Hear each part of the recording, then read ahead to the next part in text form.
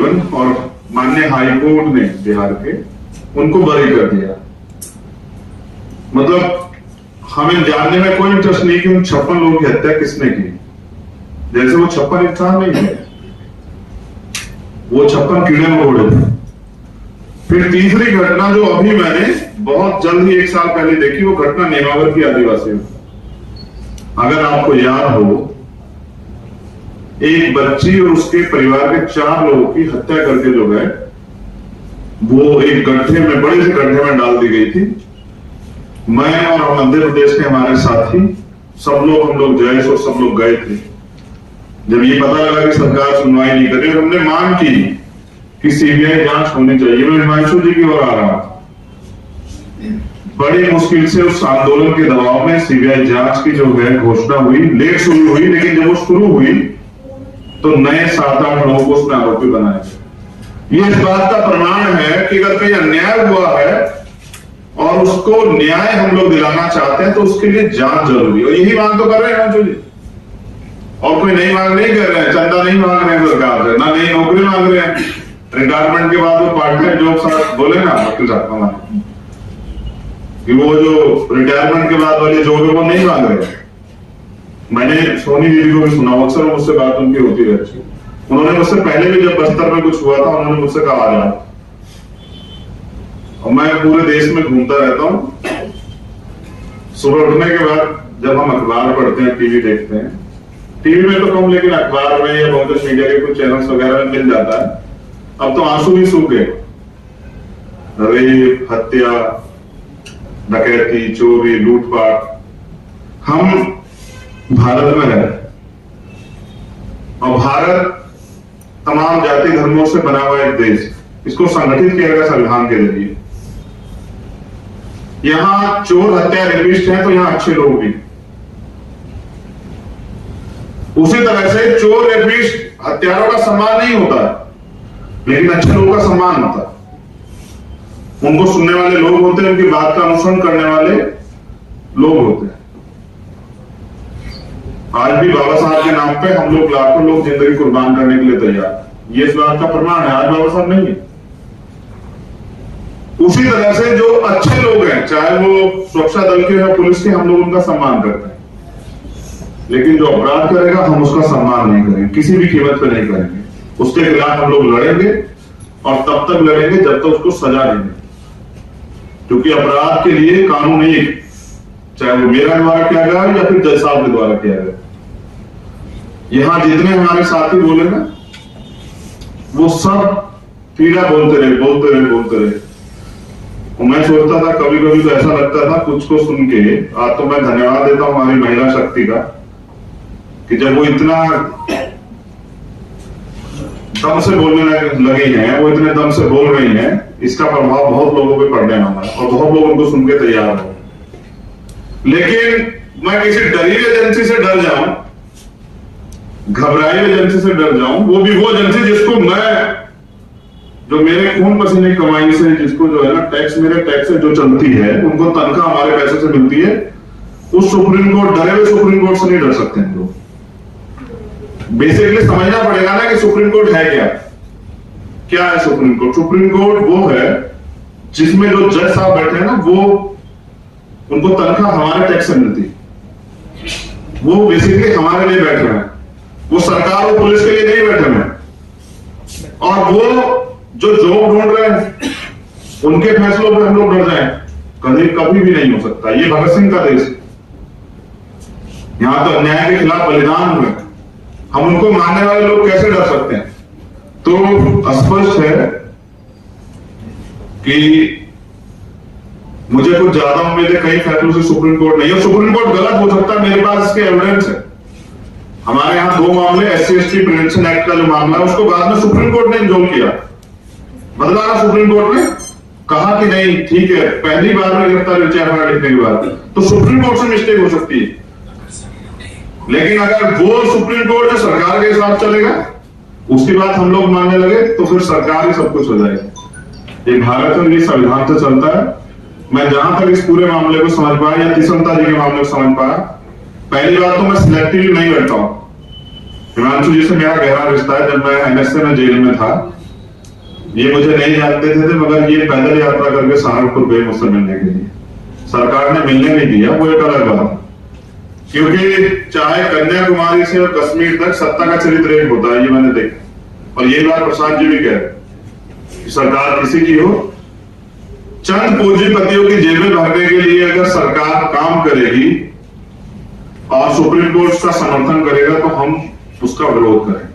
जैसा मैंने कहा कि मामले सिलेक्टिव, जब सुप्रीम कोर्ट अच्छा काम करेगी हम उसका भी समर्थन करेंगे, हम उसको भी आदर्शवादी न्याय के रूप में देखेंगे। लेकिन जब सुप्रीम कोर्ट के जरिए अन्याय होगा तो हम उसको भी, और देखो ये सुप्रीम कोर्ट फिर कह रहा हूं, जब हम टैक्स देते हैं तो हमें उसके हर फैसले पर नजर रखनी चाहिए। और हमने जो उदाहरण दिए गए साथी हमारे प्रसाद जी द्वारा, वो उदाहरण स्पष्ट है कि किस तरह कुछ जज जो है अपना जमीन बेच के जो है वो न्याय कर रहे हैं। ऐसे न्याय से न्याय का सिद्धांत ही खत्म हो जाएगा।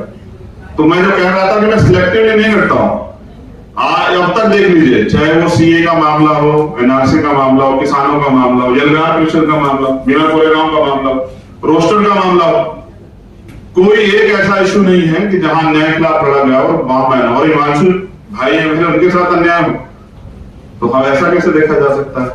तो इसलिए मैं पूरी घटना को समझ पाया कि सरकार ये चाहती है कि हमारे बोलने का अधिकार छीन लिया जाए, हमारे लड़ने का अधिकार छीन लिया जाए। और ये अधिकार में सरकार नहीं देती, सरकार को समझना पड़ेगा ये अधिकार हमें भारत का संविधान देता है। तो ये देश संविधान से चलेगा, मनुस्मृति से नहीं चलेगा। प्रधानमंत्री जी और सरकार को और माननीय जो न्यायालय में जो सर्वोच्च न्यायालय हमारा, जिसको हम न्याय का मंदिर कहते हैं, ये बात उनको भी समझनी पड़ेगी। कई ऐसे मामले हैं, मैं भारत में बहुत सारी चीजों को हम नोटिस करते हैं, क्योंकि 23-24 का स्टेट में हमारा संगठन है। आज हमारी जब पता लगा दिल्ली आए तो छत्तीसगढ़ की टीम भी आई हुई, उन्होंने मुझसे एक निवेदन भी किया है। तो मैं समझता हूं कि इतने मामले हैं सुबह से शाम तक कि समझ नहीं आता किस मामले को लिखें। इतने मामले, लगता है ये बुरा है, उसके बाद जो दूसरा पता लगता है वो उससे ज्यादा बुरा है। तो जब मैं पूरे भारत में घूमता हूं तो समझ आता समस्या एक, अब पूरे भारत में कहीं भी चले जाओ, लेकिन मुझे अफसोस है, लेकिन ये सच है कि अभी भी आदिवासियों को, दलितों को इंसान नहीं समझा गया, उनको जानवर ही समझा गया है। और जानवरों की हत्याओं में इस देश में शायद जो है ना लोगों को तकलीफ नहीं है। मैं उसी समाज से आता हूं, तब मैं इस बात को कह रहा हूं। मैं यहां खड़े होकर इस बात कहता हूं तो हो सकता है लोग मुझे जातिवादी कह दें। जब प्रशांत भाई इस बात को कहेंगे, शायद लोग इस बात को ना कहें, वो कहीं भी प्रोग्रेसिव बात कर रहे हैं। लेकिन मैं इस सच्चाई को जानता हूं कि मैंने कहीं ऐसी घटना देखी, पूरा भारत का जो मेन स्ट्रीम है, चाहे वो खिलाड़ी हो या एक्टर हो या न्यूज चैनल हो, कुछ सब लोग लिखते हैं मैं घटना का जिक्र करूंगा। जबकि मैं आदिवासियों की तरफ से मानता हूं कि प्रकृति की सबसे ज्यादा संरक्षण और प्रकृति की सबसे ज्यादा जो है सम्मान, वो पूजा जो है वो करते हैं। एक हथनी के साथ कुछ हुआ था, अगर आपको याद, वो दुखद था, लेकिन उससे बुरा आदिवासियों के साथ होता है, कभी चर्चा नहीं होती। अगर कुछ लोग आज लड़ने के लिए खड़े हुए हैं तो आप उनकी जेब काट लो। ये आजाद भारत है सर, सुप्रीम कोर्ट को भी समझना पड़ेगा और सरकारों को भी। और रही बात जो और ज्यादा महत्वपूर्ण है गोमपाट के मामले में, तो मैं दीदी से वादा करता हूं कि जल्द हम लोग जो है ना, और हम हिमांशु को भी ले जाएंगे, हम गोमपाट फिर जाएंगे, हम उन लोगों के बीच में जाएंगे, उनके दर्द को सुनेंगे। वो दिल्ली चल के आते हैं, ये बहुत अच्छी बात, लेकिन हम वहां जाएंगे उनके बीच सुनने के लिए, और वहां भी सरकार से भी पूछेंगे और इस लड़ाई को और मजबूत करेंगे। और सुप्रीम कोर्ट जो है उसको सुनना पड़ेगा। अब एक और बात, जुर्माना इनके ऊपर है 5 लाख रुपए, तो ये कहते जुर्माना नहीं देंगे, वो कहते जेल भेज देंगे। तो मैं पूरी जिम्मेदारी से कह रहा हूं कि जिस दिन हिमांशु जी को जेल भेजा जाएगा, मैं इनके साथ जेल जरूर जाऊंगा, मेरा बात है। क्योंकि मैंने 16 महीने के बाद एक साथ जेल काटी, और मैं दिल्ली के तिहाड़ में भी एक्सपर्ट हूं। वहां मेरे बहुत सारे लोग रहते हैं, पीड़ित की लड़ाई में मुझे लड़नी है। 2 बार मैंने दिल्ली के तिहाड़ देखी। जब मैं फर्स्ट टाइम गया तो मेरे लिए नया था, जब मैं सेकंड टाइम गया तो लोग मुझसे पूछ रहे थे कि लोग यहाँ से जाने को तरसते हैं, आप कैसे चले आए। तो मैंने उनसे एक ही बात कही कि आप लोग की याद खींच रही, और आज मैं यहां हूं तो इन सब की वजह से, जो अपने जीवन की परवाह करते लड़ रहे हैं। और अगर कोई लड़ रहा है तो अगर ज्यादा कुछ नहीं कर सकते तो आपको उसका साथ देना चाहिए। और मैं यहां ये बताने के लिए हूं कि हम आपके साथ ही मंशूर हैं और आखिरी दम तक लड़ेंगे। मैं अम्बेडकरवादी, पहले भी अम्बेडकरवादियों ने इस लड़ाई को, भारत एक मजबूत भारत बने, भारत की दुनिया में एक पहचान बने, उस लड़ाई को लड़ा। आज मैंने आपको सुना, मैं आपको विश्वास से कहता हूं, मेरे काम करने के तरीके दूसरे हैं। एक बार मैं इंपोर्टेंट स्टोरी आपको बता देता हूं। मैंने गांधी जी की तरफ से भी सोच के देखा था, मैं झूठ नहीं बोलता हूं।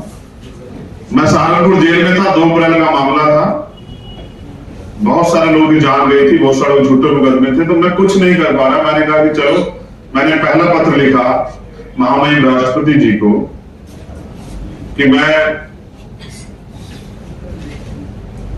अपने लोगों के लिए कुछ नहीं कर पा रहा हूं, इसलिए मैं इच्छा मृत्यु चाहता हूं। तो मेरे साथियों ने मुझे समझाया कि इच्छा मृत्यु क्या मतलब है, आप भूख हड़ताल कर। तो यहां मैं इस अनशन से मैं गांधी और भगत सिंह दोनों को जोड़ देता हूं। मगर आप विश्वास करेंगे, मेरा अनुभव इतना कड़वा है कि 8 दिन में भूख हड़ताल पर रहा। मीडिया ये लिखता रहा हमारे लोगों को, जेल में मेरे मिलने वालों के रास्ते बंद हुए कि चंद्रशेखर 3 टाइम खाना खा रहे, और वो भूख हड़ताल पे नहीं। और जेल में आप भूख हड़ताल करते तो एक और मुकदमा है। लेकिन फिर एक साथी मुझसे मिलने के लिए आए, उन्होंने मुझसे कहा कि सरकार भी चाहती है मर जाओ और आप खुद भी मरना चाह रहे, तो आप सरकार का काम आसान करें। इस बात का अर्थ यह कि मरने से काम नहीं चलेगा, लड़ने से काम चलेगा। और लड़ने में अगर शहादत होती है तो उस शहादत देने को हम लोग तैयार हैं, लेकिन ना अन्याय के खिलाफ रुकेंगे और ना ही झूठी डरी हुई सजनसी जो नौकरी के लिए फैसले सुनानी, ऐसी सरकार से भी, ऐसे सुप्रीम कोर्ट से भी नहीं डरेंगे। और मैं मानता हूं जब तक कॉलेजियम सिस्टम नहीं खत्म होगा, जब तक all India judicial service commission नहीं बनेगा, तब तक न्यायपालिका से न्याय की उम्मीद करना इस देश के शोषित वर्ग की बेवकूफी है।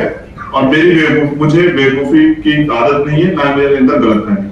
बहुत बहुत धन्यवाद इस विश्वास के साथ कि सुप्रीम कोर्ट अपनी गलती सुधारेंगे। अगर नहीं भी सुधारते तो आप विश्वास कीजिए कि जब आप चलेंगे तो भारत की जेल की तरफ, तो शायद मेरा ऐसा मानना है कि दिल्ली की सड़कों पर पैर रखने की जगह नहीं बचेगी। लड़ने वाले बहुत हैं, आगे बढ़ के लड़िए, हम सब लोग आपके साथ। धन्यवाद।